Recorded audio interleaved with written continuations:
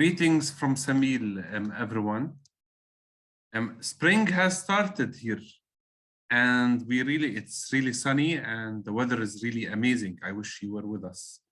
For the people who are not actually with us at this time. It has been some time since we have met. We miss you all, and I hope you miss us. And today we have an amazing speaker today with us. Our guest today is Dr. Lily Habash, originally from Lid, but has lived in Ramallah, and actually now she is joining us from Cyprus.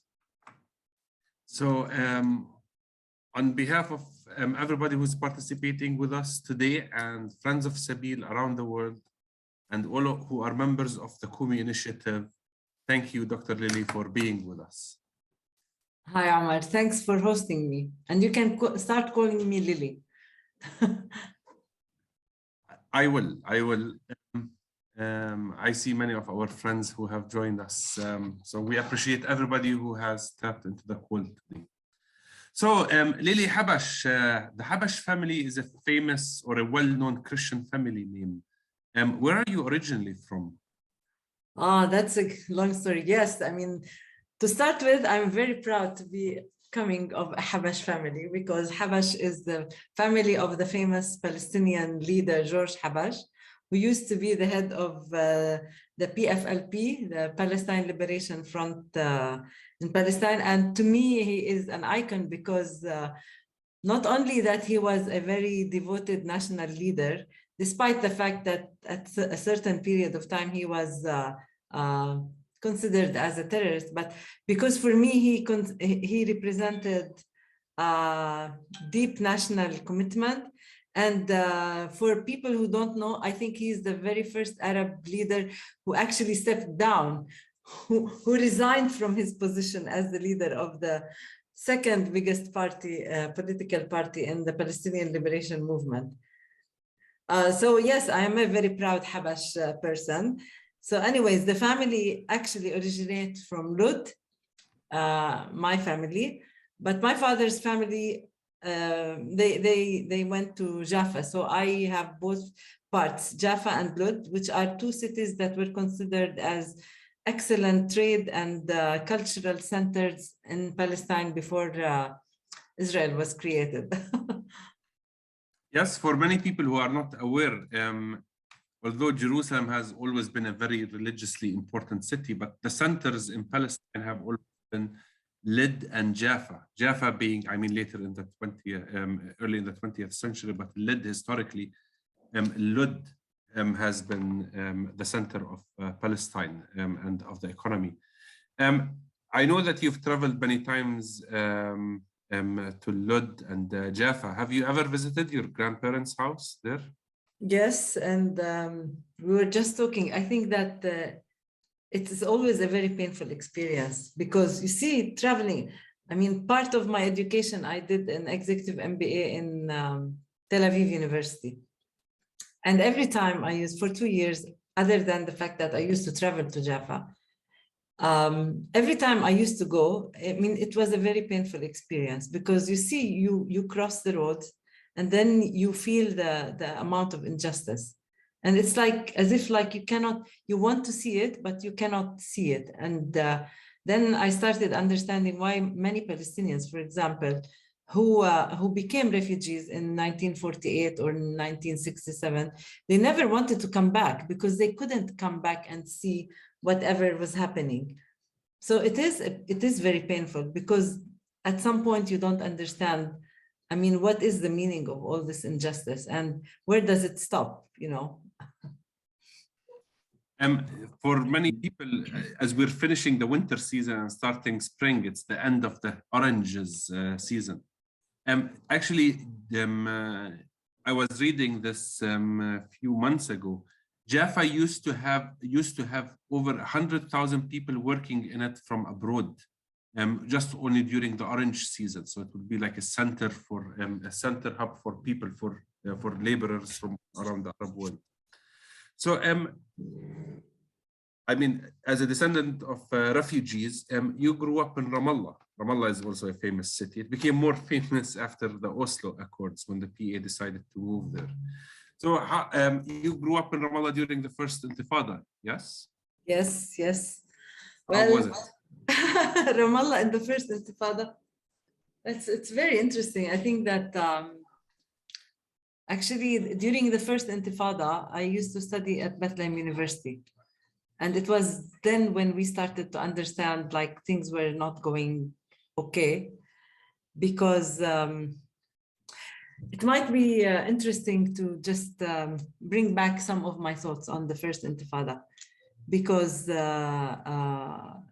Ramallah as a city was also, as you have said, it was a famous city, quite cosmopolitan, very vibrant, very cultured, you could feel that the people were highly educated, and despite the fact that the occupation existed, but the NGO sector was very active, and there was almost like a good management of people's lives, because the occupation before Oslo, I mean, they never really took care of the daily affairs of the population in terms of education and health, for example. But anyways, so I mean, the situation in Ramallah, as in many other cities before the first Intifada, was almost like stable, despite the fact that there were demonstrations and curfews, etc. Because in one way or another, the economic life in the West Bank and Gaza were I mean, it was okay, because many people used to work in Israel, and the economic index was positive. But then we had the Intifada, which was a very important indicator that the people did not only want a good life, which is like to be able to move. Palestinians were able to move from the West Bank, Gaza to Israel, and vice versa. But after the first Intifada, they stopped being able to do this. What the people were looking was justice and freedom, was sovereignty, was independence. And it was not only an economic type of good life under occupation. So that is one of my biggest memories of the first Intifada. The second memory was the way how the Palestinian people really grouped together and were working. Like you could see that despite of all the closures and the curfews, people were helping each other's solidarity amongst the Palestinians. I was part of my neighborhood team to help people, educate people in schools. I used to, because we weren't able to go to schools, people weren't able to go to universities or to schools. So there were a lot of, how do I say, like voluntary kind of teaching for the people who missed school. So I was part of this. So all together was this type of solidarity, and people were feeling that there is something else beyond the day-to-day life that we were living. And people did not accept the fact that they can continue to live under occupation. Of course, saying this, one has to say that the discourse regarding occupation has been transformed now, because especially after the failure of the Oslo agreements, and after the exponential expansion of Israeli colonization, and I don't want to say settlement, colonization, actually settler colonialism inside the West Bank and Gaza. So people are now saying, okay, we cannot only talk about the need to end occupation, because obviously occupation meant that we do not recognize Israel's occupation over the borders of 1967. But now the Palestinians are saying, given the fact that Israel is moving towards apartheid, they're saying, okay, we're going to go back to a much older discourse, which is trying to fight the settler colonial type of regime inside all of Palestine. I can't hear you, Omar. You mentioned you were a student at Bethlehem University during the first Intifada, and you were also very active. How was it with your family? Was your family because this is the age group of young students during the first Intifada where the people would get shot, arrested. How was the family? Were they just very overprotective? They encouraged you to get in trouble? That was something that was out of discussion, because I come from a very nationalistic family. I mean, I have to tell you this. So the fact that you go to work and I went to university was already a struggle in its own. So there was no excuse not to continue education. My father was very active during the first Intifada. He was a businessman, and we used to have, he used to be the coordinator for all the businessmen in the Ramallah region. So he was the most confident person, and he used to be trusted to support all the business people who were hurt by the first Intifada. So we used to have a lot of political meetings in our home, in our house, and our house was under like threat. I remember that every time we used to have sort of like a raid or a curfew, my father would go and take all the leaflets for the Intifada and put them in the boiler room. So just in at any point in time, we would just throw. I mean, we were living, everybody was living the Intifada. We were all touched by it. But I think that there was this spirit of rising up, you know, you rise up against the injustice. And it was everything, everywhere. No, we never stopped. My parents always encouraged me to be involved. But I mean, they didn't even want to encourage me. They didn't even need to encourage me, because the Intifada was actually a daily act in our daily life. It was the way my parents behaved, my father behaved in his business, with his colleagues in the business community, with the politicians, or with the activists. Yes, but it was tough. Of course, many people lost their sons, daughters, what have you. But it never really stopped us. If someone dies, it never really stopped. Like, yes, we become desperate, or we are tired. The first Intifada was a very, very significant moment in the lives of every person in Palestine. Do you think, I mean, before the Intifada, during the Intifada, and after the Intifada, did you feel that there was a change on how gender roles within the society, or? I have to admit that even though with my job, and I have been very much aware of gender sensitive everything in today's world, but I have to admit that I'm not a feminist. Why am I saying this? Just to give you a background, because I grew up in a house where there was no trouble at all being woman or man, like the way I was raised.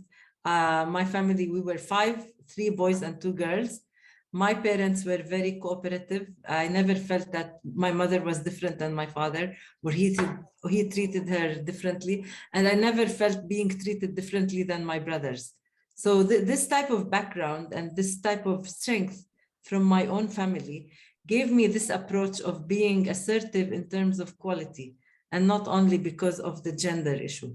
Of course, I was very lucky, much luckier than many other people who did not have this type of like sound family basis that gave me strength to be able to work later in a world that is somehow in many ways gender insensitive. That's my background. When it comes to the Palestinian society, I think that one has to really note that women have played a very significant role since the beginning of the Palestinian Nakba and whatever. They have been extremely active in the day-to-day struggle, in supporting men.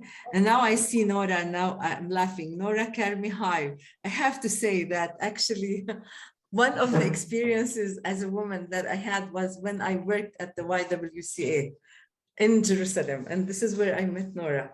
And just to give you an idea about how active the YWCA was at all fronts, and this is a stage in my life where it really broadened my perspective towards my society and my contribution.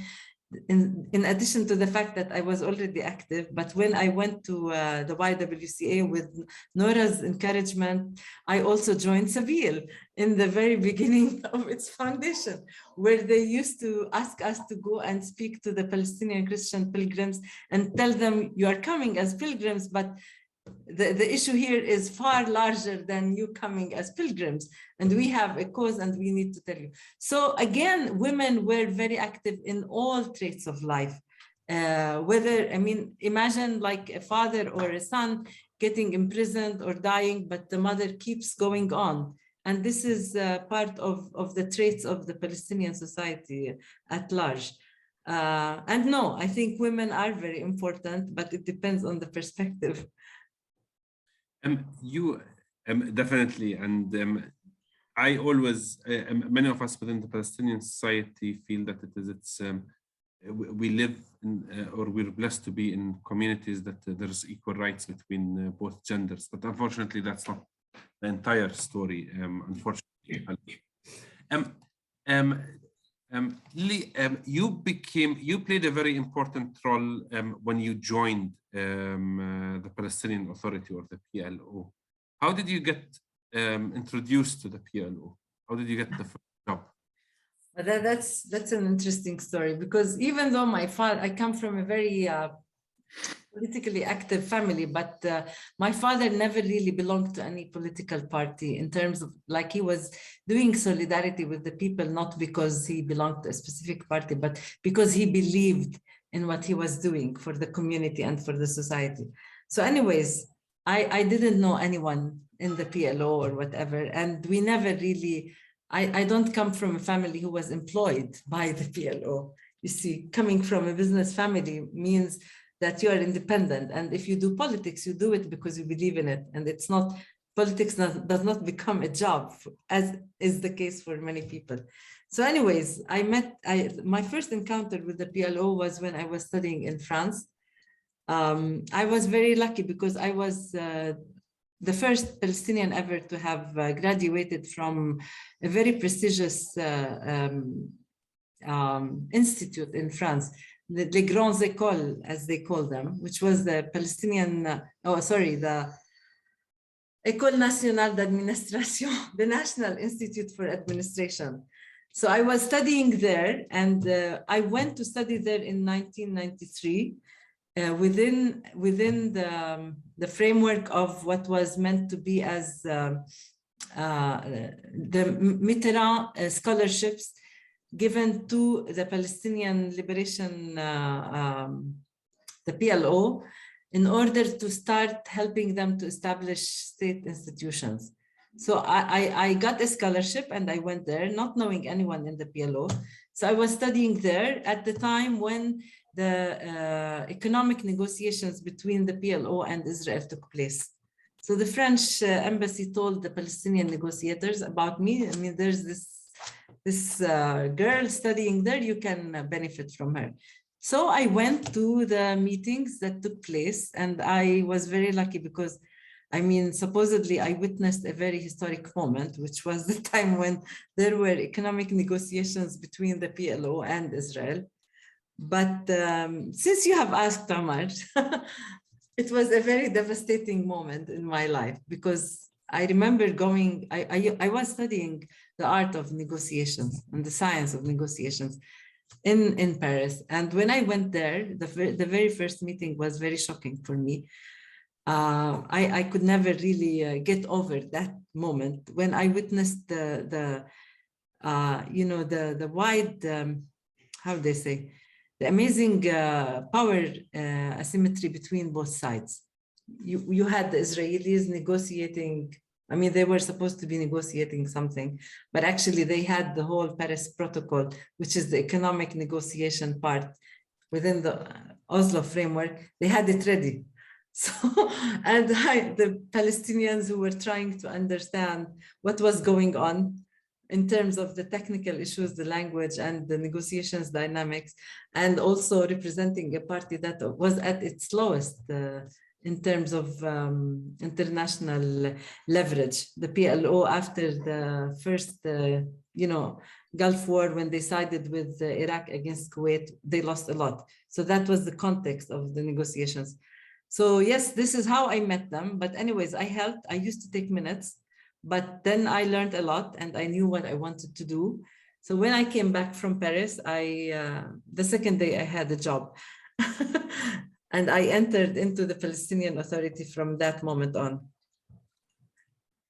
You know, we have a joke in Palestine because it's the economic deal with Israel is so terrible. Whenever there is something that comes up, we Palestinians say, who negotiated this deal? So now I'm going to say, ask Lily, she was there. So yeah, I want to tell you something. And I mean, I'm supposed to write a book because this is partly also my PhD thesis. The Israelis were negotiating with themselves. They were not negotiating with the Palestinians. Huh? You have to understand this. We did not write any single word in the Oslo agreements. I mean, it is historically noted that the Oslo agreements were written by the Israeli-American Jewish lawyer named Yoel Zinger, and he was the author of the Camp David Accord between Egypt and Israel in 1978, whereby there has been an annex regarding the establishment of a Palestinian authority, a self-governing authority, just to manage the day-to-day life of the Palestinians without any form of sovereignty. So he was the author of the Oslo agreements, and he has written somewhere in one of his diaries that he has written the Oslo agreements in such a way that in any single decision that the Palestinians would take, you know, after they come to the West Bank and Gaza, every single decision that they would take, they would have to go back to the Israeli side for approval or non-approval. This is a fact of life. So it was never the Oslo agreement, just for a lot of people, in my perspective, and in many people's perspective, the Oslo agreements were never really meant to end up with a sovereign Palestinian state or an independent Palestinian state, because there was no mention whatsoever in the Oslo agreements about the end of occupation or the end of the colonial, settler colonial process, at least inside the West Bank or Gaza. And it never really mentioned an independent Palestinian state. And for all those people who think that there was a mutual recognition during the Oslo agreements between the Israelis and the Palestinians, my interpretation of the recognition is that Israel recognized the PLO only as a representative and a manager for the Palestinians inside the West Bank and Gaza, without Jerusalem, because Jerusalem was out of question, because it was left for the permanent status negotiations. And with that thing, the PLO had forsaken also the rights of half of the Palestinian population, not only from return, but also from claiming their right to be Palestinians. So this is where we are. You discovered that the Palestinians, we needed help with the negotiations, and when you came back, you also introduced the idea of the NSU, the Negotiating Supporting Unit. Is this correct? Yes, because of what I saw in the Paris economic negotiations, because of what I saw there, and I knew that the discrepancy in the power asymmetry and the discrepancy in the knowledge and the technical capacity required some action. And I knew that within the expatriate Palestinian community, there was abundant capacities. And we did actually, it was my idea to start this negotiation support unit and to bring in Palestinians from abroad who would work on two issues, policies and the legal issue. Because I mean, it's true that the Oslo agreements left out 6 issues to be decided in the framework of the permanent status negotiations that were supposed to be completed by the year 2000, which actually failed during the Camp David negotiations in Washington, in the US. But then again, like, we were supposed to be having specific positions written and agreed upon and endorsed and approved by all the Palestinians all over the world, and not only by the people who were negotiating. It's true that, you know, the PLO was negotiating on behalf of the Palestinians, but in reality, there was no real, genuine, democratic type of consultation with all the Palestinian population. Because for instance, I never really, I was never consulted as a Palestinian refugee whether I wanted to give away my right of return or not. for example, but those were the circumstances. So anyways, the issues that required a lot of attention, that were perceived by many Palestinians, that once we negotiate on them, we would try and have a Palestinian independent states, where issues regarding the right of the refugees, Palestinian refugees, a settlement, a just and peaceful settlement for the Palestinian refugees, Jerusalem, the settlements. Supposedly the Palestinians wanted to remove the Israeli settlements, especially in the West Bank and Gaza, the borders, the water resources, and another issue which I cannot remember now. But anyways, when I started working, I never found any file saying what was the Palestinian position. It's true that there were general parameters that the Palestinians were talking about, but they were never really written on paper, and they were never really discussed at length with all the Palestinians, whether they are inside or outside. So we wanted to put this, and I wanted to create a Palestinian capacity to be able to make the case from an international law perspective, and also from a negotiating perspective. So that was my idea.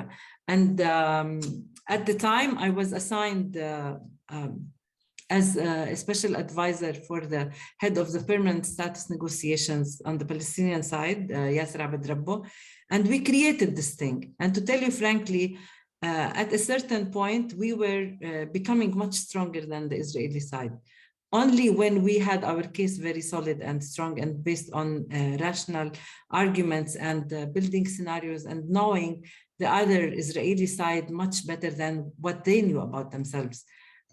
This was the background of creating the negotiation support unit, which really helped a lot. But unfortunately, because of the failure of the whole process, they seem to be a bit now irrelevant, but nevertheless, the idea was very sound. I would love to strengthen it, enhance it, and do a lot more things, because I wanted also to transfer the knowledge from the expatriate Palestinians to the Palestinians inside. I am a great believer in localizing knowledge and transferring knowledge and capacitating people, irrespective of how strong or weak they are. So, as maybe like somebody who is more familiar than most of us, negotiations that happen, it's like, do you feel, Israel usually says there is no partner on the ground. Palestinians say that there is no deals or things that we could really, the minimum is not being provided to us. I don't know what is the role of the international community or the people or the US or like the major powers who most of the times take responsibility of these meetings. What's your insight on how are the dynamics working during these negotiations? Tough, because unfortunately the Americans were always siding with Israel. I remember a story told by one of the Palestinian negotiators who were present at the Camp David negotiations during Clinton, when after the failure of after the failure of the Camp David negotiations, Clinton went out and said, there is no Palestinian partner in 2000.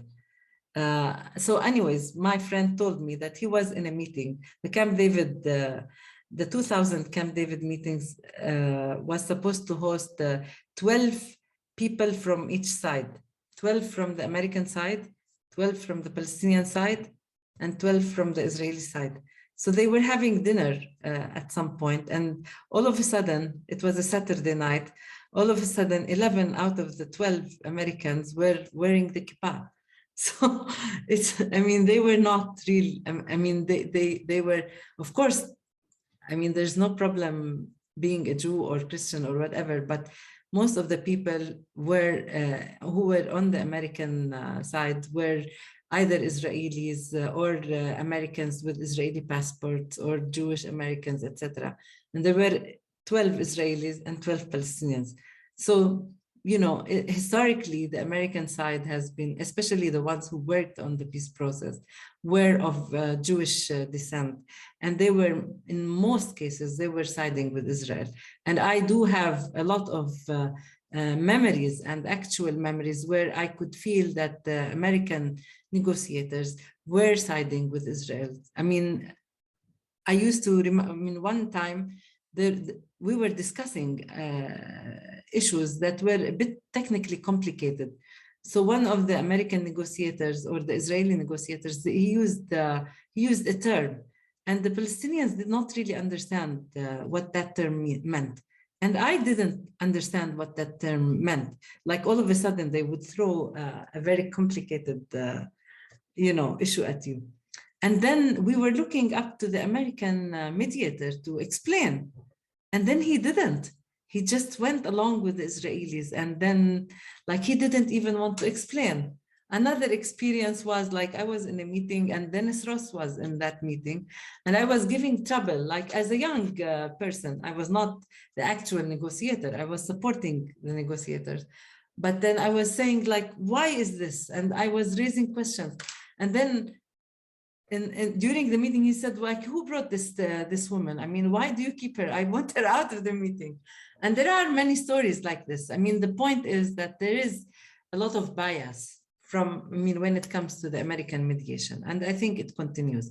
When it comes to the Europeans and, for example, I think that the Europeans, they despite the fact that they have been very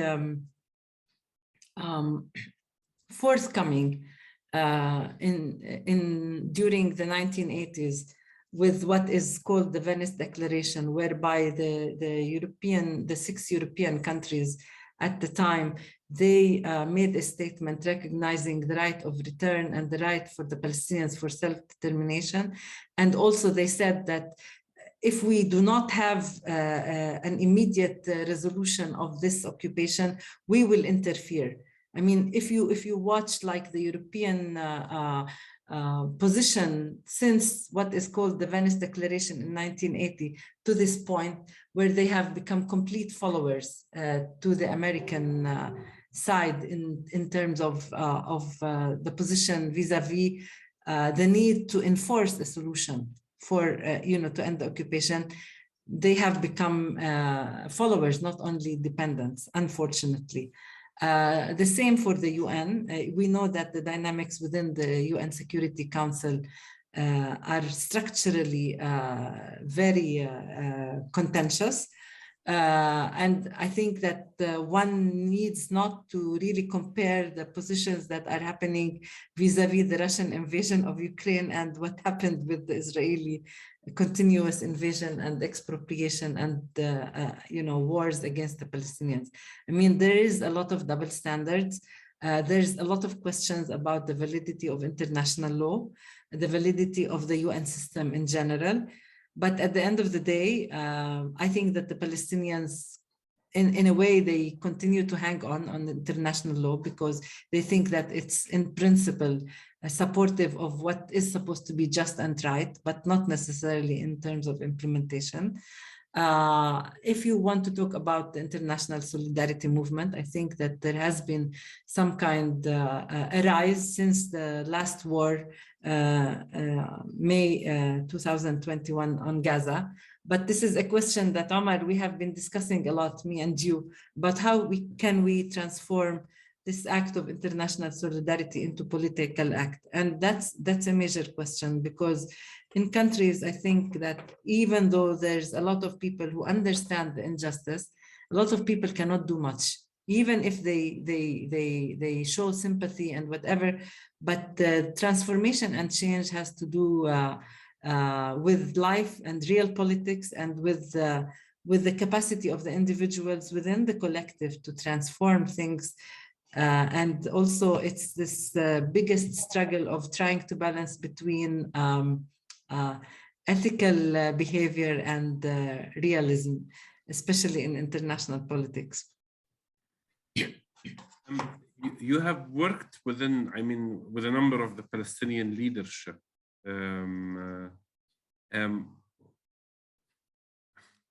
Whom have you worked with, and how do you describe them? Just like the big names.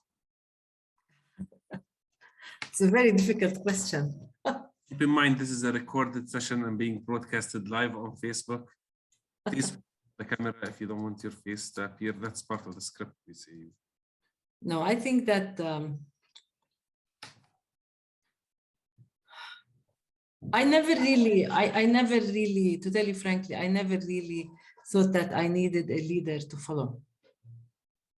But I mean, within working in the field you worked with. Yes, I will tell you what. I think that I said earlier that, I mean, I never really belonged to any political party. And I started working for the Palestinian Authority because as I have described to you, Omar, like me working in Palestine was part of me being a Christian.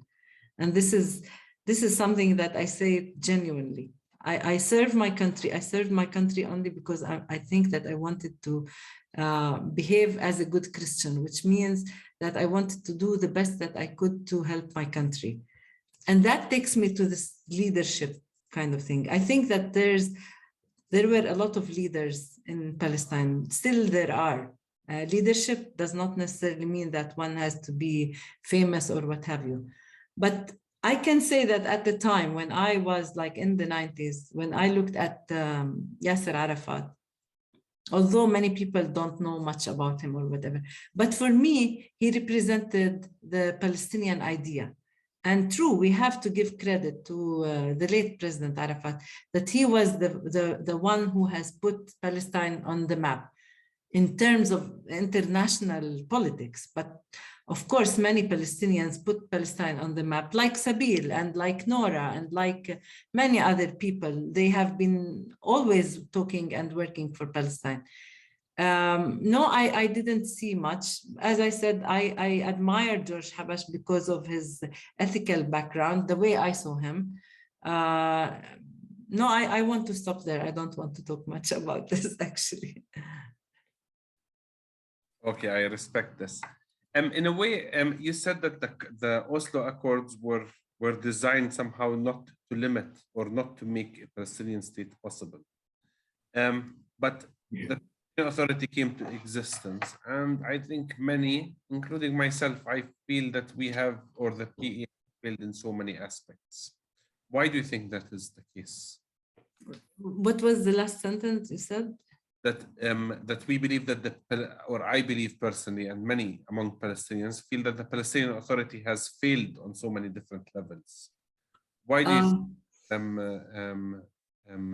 we have so much failure? I think partly because I think that we were talking about cognitive dissonance. The problem is that many of the people who work in the Palestinian Authority, they believe that the Palestinian Authority is a step towards a Palestinian independent state, and that still, if they continue to negotiate, then eventually they will have a Palestinian independent state. I mean, that can be true. I mean, had there been, a context that really prepared this type of thing. But as I have mentioned, and it's not because I said it and I studied it, but many international lawyers have said this, not only me, that within the Oslo agreements, like the establishment of the Palestinian Authority did not entail any promise that this self-governing authority would grow into an independent Palestinian state. And there was no real international guarantee for this. Hence, the fact that if you think that you are a state and you are not a state, you are a limited, restricted, self-governing authority under the Israeli occupation, at least in the West Bank and Gaza, then you do not have the elements of a real state, which are like a central government or control over the borders, okay, or a real capital, because Jerusalem is a capital only in our wishful thinking. I mean, Jerusalem is a big story, is a big case. It is supposed to be a unifying factor for all the Palestinians and a capital whereby we focus all our culture, economy, etc. But it was never the case. It was abandoned, whether intentionally or unintentionally. But the situation today is that there are many facts that are irreversible. Hence, the failure in terms of like, what do we promise? If we have established a Palestinian Authority and we say to the people, we are a Palestinian state under occupation, which is something that I personally cannot process in my mind.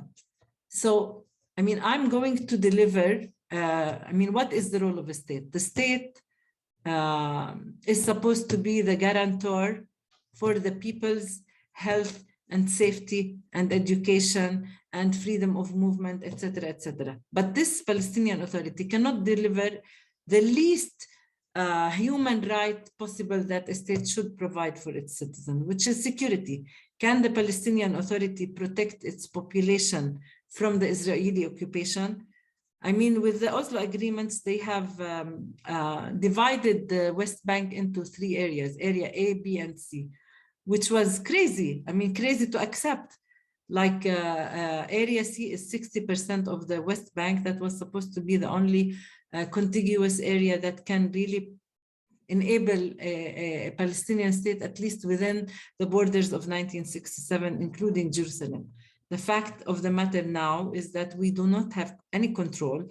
Israel has actually almost annexed most of Area C, and we don't have any real decision over Area B and C, Area A and B, whereby the Palestinian Authority has only limited administrative powers, some powers over education and health. But even when it comes to education, imagine now that the European Union is conditioning its support to the Palestinian Authority in terms of education because they want to censor how the Palestinian history books talk about the Israeli occupation. So where is the sovereignty of the state? Hence, the type of failure, because if you promise yourself that you want to deliver something and you cannot deliver it, this means failure. I mean, that's in the general framework. In the more like limited sense of enabling a good economy or enabling good governance, of course there has been failure because there is no economy under occupation. I mean, it's basically an economy based on resilience or international aid or whatever, and it's not going to be a self-sufficient economy, even with the whole issue of technology and, unimaginable possibilities of having a high-tech economy, etc. And when it comes to good governance, we are unable to end the national division between Gaza and the West Bank. So the people are left without a real type of democracy or national unity or unity of purpose. I mean, what do we want? I mean, now you can imagine that, as I have always said, I think that we have too many Palestinian peoples. We have a Palestinian people in Jerusalem, we have a Palestinian people in the diaspora, we have a Palestinian people in Gaza, in Ramallah, and every single place is completely different than the other. Total fragmentation. So a state unites the people. The people feel that they are all one, irrespective of their differences. But now I think what is fragmenting the Palestinians is it has such a strong and heavy toll over the current reality of the Palestinians and their future. And if there is an authority that is unable to put an end to all these problems, you can look at it as, I mean, perhaps we have to really discuss what we mean by failure and what we mean by incapacity. I mean, there's a thin line there, but again, perhaps failure to deliver on promises. For instance, if you say, I remember, there was a promise to have a Palestinian state in 2 years during the Fayyad era. And after 2 years, we had a more consolidated occupation and no one really questioned, I mean, that issue. So for me, it's obviously a failure to deliver on a promise. I want to ask you, I mean, part of all of the, just a little bit to move from our perspective from Palestine and the Holy Land. You also worked in Iraq, Niger, Afghanistan, and currently you're working in Libya. Could you just give us a little bit like, I mean, it's not common for somebody to be working in all of these different countries. not to mention to be a Palestinian and then also a Palestinian female Christian. So could you tell us a little bit what you have done in each country very briefly, please? Oh, okay. The good thing about being a Palestinian is that I have become a de facto post-conflict governance expert or advisor. And because I was like, the positive side is that I was so lucky because I was at the right time and at the right place and with the right people in the 90s. So I was able to witness how you establish a state from scratch. Supposedly we wanted to establish a state. So hence, you know, the idea of establishing a whole institution from the very beginning, like I was part of establishing the Prime Minister's office. So that really enriched my CV. And in fact, I never wanted to become an international consultant, or I never wanted to have an international career, because as you, Omar, I always dreamt of staying put in my country. I wanted to serve my country. I never wanted to be abroad. Anyways, after the Arab Spring, with what happened in Libya, I have been summoned by UNDP New York to go help the Libyan state to re-establish their institutions. And hence, like, it was amazing. I was supposed to go for 3 months, and then I was stuck in an international career. But having said this, I mean, the idea about perhaps what I wanted to really share in this perspective, there's a whole tradition in post-conflict governance or post-conflict state building about the approaches towards helping a post-conflict country rebuild its state. There's a recipe, if you want, internationally. You have a constitution, election, you do state accountability institutions, and you work on development, etc. And there is somehow an understanding, especially that was there during the 90s and the early 2000s, that we can do cut and paste. Whatever works in the West can work in post-conflict countries, such as Libya, Iraq, and if they don't work, then we consider them as failing states. My approach was different. Like I say, because of my experience in Palestine, I say, whatever we want to do, we need to contextualize it. Is okay, we do rebuild the state-citizen relationship first, because it didn't really exist in the real sense. For example, in the case of Libya, they had a totalitarian regime that did not really provide any form of democratic type of tradition that we know. So we had to re-institute this type of culture in the thinking of the Libyan people. And it worked. I was able to help. And that's why perhaps they called me again this year to work again in Libya.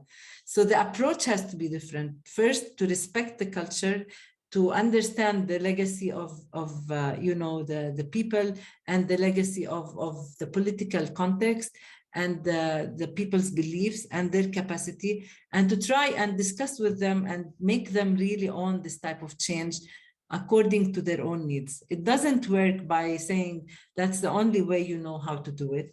So in Libya, it is still a very big a challenge, because also post-Arab Spring has unveiled a lot of factors that not so many people know, which perhaps you can say that it's also external interference.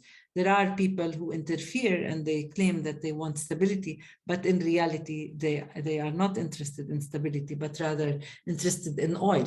For example, now there's a lot of interest in Libya because of the oil, because of the crisis in Ukraine. So, that's the Libyan case. Afghanistan was a different case, one of the most shocking experiences of my life, because there I could feel, I always said this, I used to see half people, half humans in the streets. And those were the results of a legacy of 40-year war, proxy wars between the Soviets and the Americans and what have you, that ended up in a country that used to be, from a civilizational point of view, a lot more important and significant than Iran historically. And the country was devastated, but the people were rising up again and were trying again. But it's very unfortunate to see what happened now in Afghanistan. Niger was another experience because Niger, for example, I wanted to go there. The Niger case was also out of curiosity. I wanted to see what happens in this country that comes almost the last in the Human Development Index. They are number 188 in the International Human Development Index. There's another country that is poorer than Niger. It's again, Niger is a case of continued colonization of the people, not only from an economic or political point of view, but it's a mental thing because the people are unable to get out of this, inferiority complex and being servant to powers just to continue to be in the government or what have you. And then the country that has so much potential is lost and the people are lost. What shocked me most in Niger is that I found that there were so many people who do not realize that they are human beings. I mean, can you imagine, like, we're talking about Palestine, about, the occupation, whatever, but the difference in Palestine is that you can go and talk to a kid in the street who's 10 years old, and he can give you the whole international news, analysis. He knows everything because the Palestinians have to watch the news every day and they are dynamic and they survive. They are trying to survive and exist. So the approach is different towards life, towards the tragedy. But in Niger, it was a devastating experience from a human perspective. But then again, I think one asks, as we ask, so what are the options that we have? Do we do nothing because everything is wrong? Or do we try to do something? And I think that we need to wake up every day with a sense of mission and say, okay, today I'm going to do something small, but I'm going to do it wholeheartedly with honesty, and I will do my best to make it succeed. And that's my motto in life. Keep moving forward and do things in an honest way, be respectful to the people, irrespective of who they are, what color, religion, race, sex, or age, or what have you. So just do things that I believe in and do them with my, and I have to say this, because it is my Christian belief that really drives me to move on. So that's how I work, and that's why I wake up every day. What about Iraq? Another story. What surprised me about Iraq is like it was a very sad experience because Iraq was a very advanced country from a civilizational and economic and cultural point of view. And I worked for almost a year, but the only places that I was able to go to was the hotel, Al-Rashid Hotel in the Green Zone, and the institution where I worked. I was not allowed to go outside. But going to Iraq and meeting a lot of Iraqis, you could feel that the people are strong.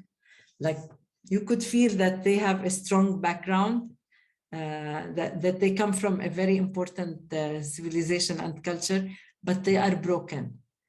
The people are broken at heart because of what is happening, because of the American occupation at the time, because of the devastation, because of the internal wars. They are broken to a point where it's going to be very difficult to really pull them up again and restart their lives. Of course, you can work with people on a personal level, but it takes formidable leadership, to really serve the country.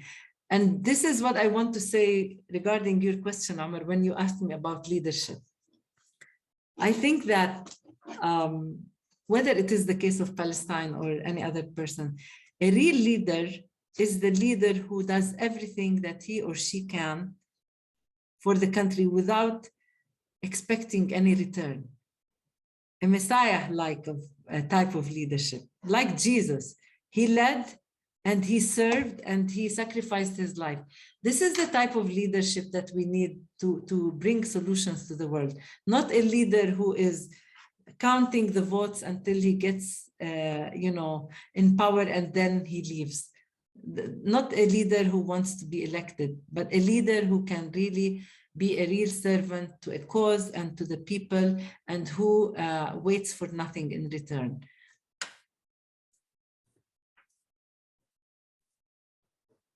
I can't hear you, Omar. I lost you. Yes.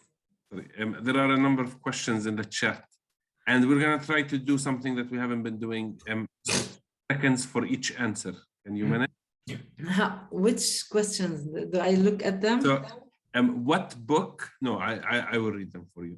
What source or book is best describes the negotiations, the Palestinian-Israeli negotiations?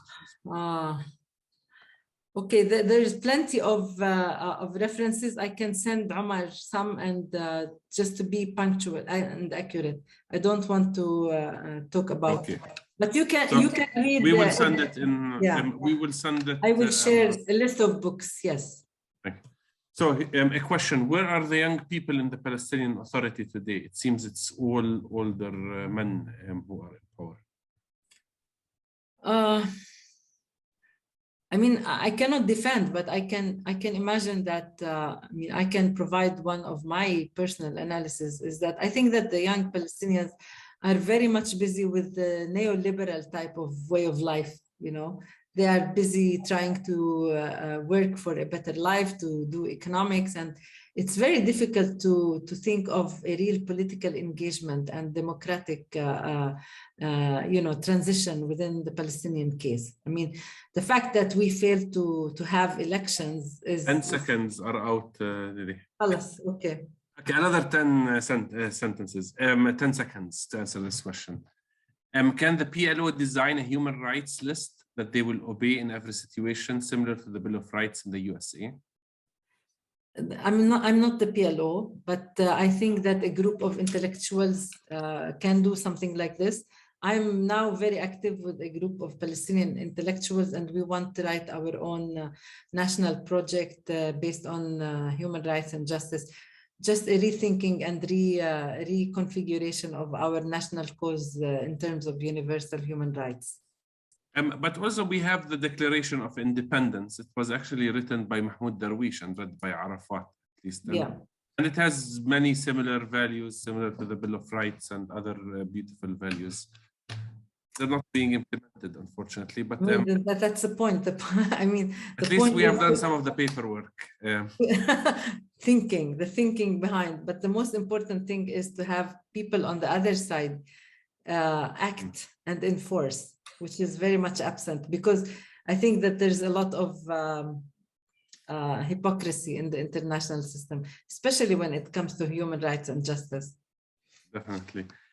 We have a contribution. In South Africa, the people started doing a constitution, even when they were living under apartheid.